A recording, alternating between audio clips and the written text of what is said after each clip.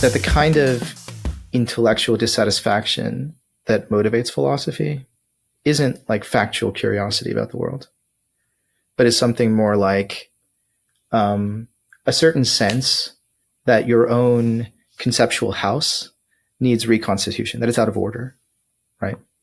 Yeah. So just taking that as a kind of jumping off point for a moment, I think the kind of corollary of that thought is that the ultimate aim of philosophy, let's say, insofar as it's understood as a response to that kind of intellectual dissatisfaction, isn't like properly described as like the discovery of truth. It's more like, well, getting your own conceptual house in order, right? So what's the right way to describe that kind of like success condition? Taking for granted that this is indeed the kind of like intellectual dissatisfaction that spurns philosophical activity. I think the right way to think about it is that what philosophy aspires for is, in some sense, like the creation of a coherent intellectual self. Like what we're trying to do when we philosophize is we're trying to make ourselves into sort of coherent intellectual beings. We're trying to create for ourselves a kind of intellectual persona that is in its own way real, right? That has its own kind of being. And, this is why, for instance, we do this not just selfishly, I probably just do it instinctively, but one of the things that happens when you create that sort of intellectual being is you provide others with a way of kind of knowing you that isn't otherwise available, right? So this is part of the, I think part of the appeal of this kind of idea of philosophy is that let me just give you an example instead of just speaking abstractly. So like take a figure like Kant, right? Kant has this whole systematic way of thinking about the world, okay? Whether it's true or not, I don't know. I mean, maybe that's not an interesting question to ask, but what's clear is that there is in fact a distinctive Kantian way of like seeing the world. That's why Kant is a figure for philosophers. The reason that the history of philosophy figures so prominently in our discipline, and these figures like Aristotle, Kant, Leibniz, Peirce, the reason they figure so prominently for philosophers in a way that equally important historical figures in science don't figure, prominently for like contemporary scientific practitioners, is that what they give us are like ways of seeing the world that we can enter into, and we can sort of participate in their ways of seeing the world, and we can develop them, and we can like tweak them, and we can refine them, and we can alter them, and we can revise them. But they are definitely ways of thinking and seeing the world.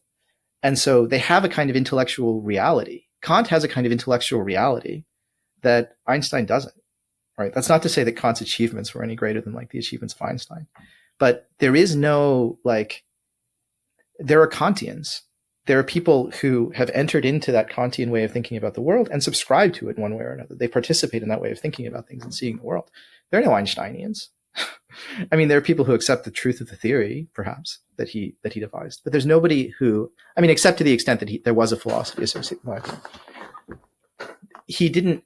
So I think, to get back to the original question about the history of philosophy, part of what makes it so fascinating to me, and part of why I like studying it, is that you encounter these figures who have these, they have these ways of seeing the world that are comprehensive and systematic enough, very idiosyncratic in some cases, but that are comprehensive and systematic enough that they create like sort of self-standing people that you can think about, right? And that you can kind of engage with and talk to, and sort of, you can participate in their way of seeing things. And it's a very kind of like social activity in that respect.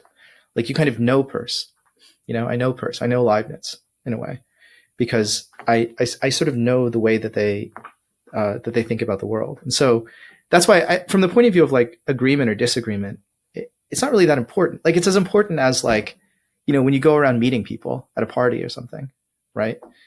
You're not judging like the quality of those interactions by like the extent to which you like agree with the person. Right? Sometimes you like people you don't disagree with, and sometimes like you want to spend time with people who are like very different than you in lots of ways, right? And so I think in philosophy there's a similar kind of experience that you have, where it's like you'll encounter somebody who you just find is like a fascinating person, and you want to spend more time with them. You want to learn from them in that way, right? Not that you want them to teach you things about the world or something, but you just want to learn from them. You want to be with them. You want to have a relationship with them. And so that's kind of how I think about, the history of philosophy, if that makes sense. Yeah. And so a lot of these figures are like, they're just really interesting characters to me. And they do have a kind of like, reality. There's so for instance, with a figure like Leibniz, he has such distinctive tendencies of thought. It's just sort of like, it makes him really, really interesting.